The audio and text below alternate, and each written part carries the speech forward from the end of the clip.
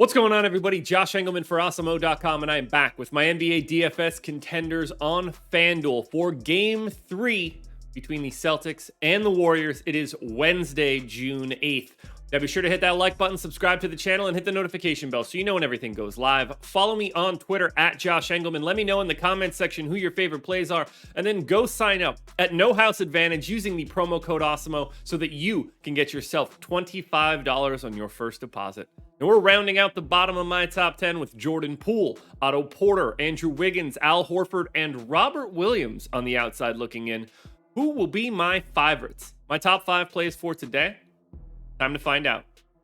First up at number 5, I'm going to Jaylen Brown, and you can see we took a pretty sizable step up in tier here. 14,500 for Brown, projected for 40 on the dot. Optimal lineup 47% of the time. 39 minutes here for Jaylen Brown. Would not be surprised to see a minute or two more if this one is competitive. 28% usage, 24 points, 7.5 rebounds, 3.5 assists, a stock and a half.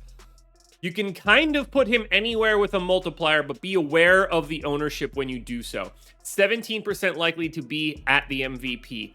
20% at the star. That is the large majority, but you can still get by with Jaylen Brown at the pro spot 9% of the time. So what's really tricky here is you want to use Jaylen Brown for sure, and you want to use him in a multiplier spot for sure. But there's not a lot of value in going to Jaylen Brown in the utility. I basically think it's impossible. And the more interesting piece is, if you're not putting him in a multiplier, you're probably not using him at all. That's the key takeaway for guys in this salary range. You're either going for extra points or no points. At number 4, we go to Steph Curry. Basically the same sort of story as Jaylen Brown. He's $15K, so $500 more expensive. Projected for 42.5. Optimal lineup 54% of the time. Big minutes out of Curry, 38. Big usage and scoring out of Curry. No surprise there. 32% usage, 26.5 points, 4.5 boards, 5.5 assists, a stock and a half. Curry's like the more extreme version of Jaylen Brown. Again, you cannot really sell him in the utility spot. 28% at MVP, 21% at star. That's 49 of his 54% going in the top 2 multipliers. 5% chance at the pro. I think that's relevant enough that you want to pay attention to it. But again, you're either taking Steph Curry with a multiplier or you're not rostering him at all. Now at number 3, we go to Draymond Green. This is the first guy that can really be used everywhere, and it all works. And that's where you can really get a unique lineup. He's 11K, projected for almost 34 fantasy points. He's in the optimal lineup 56% of the time. It's 37 minutes for Draymond. And it's a little bit of everything, nothing in bunches. 8 points, 8 boards, 7.5 assists, almost 3 stocks.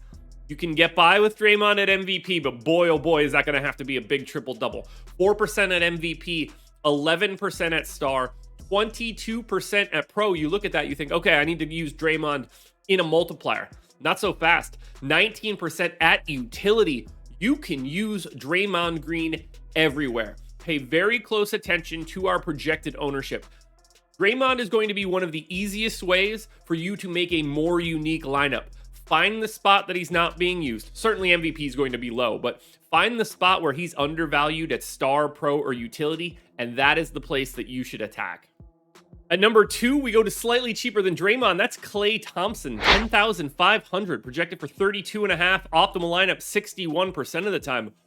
Who expected Klay to be a value play in game number 3? 38 minutes, 25% usage. You get 20 points, 5 boards, 2 assists, a stock and a half.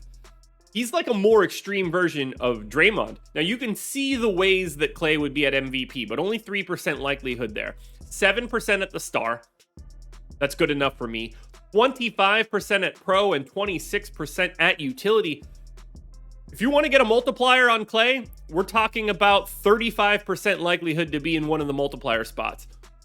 Basically the same amount, 26%. That's not all that far away from just being in the utility. You can use Klay anywhere. You can use Draymond anywhere, and you should take advantage of those abilities when you're putting your lineup together. That is how you avoid duplicates. Now, before we get to the very obvious number one contender, one last reminder to hit the like button, subscribe to the channel, and hit the notification bell so you know when everything goes live. Follow me on Twitter at Josh Engleman. Let me know in the comments who your favorite plays are, and then go sign up at No House Advantage using the promo code Awesemo.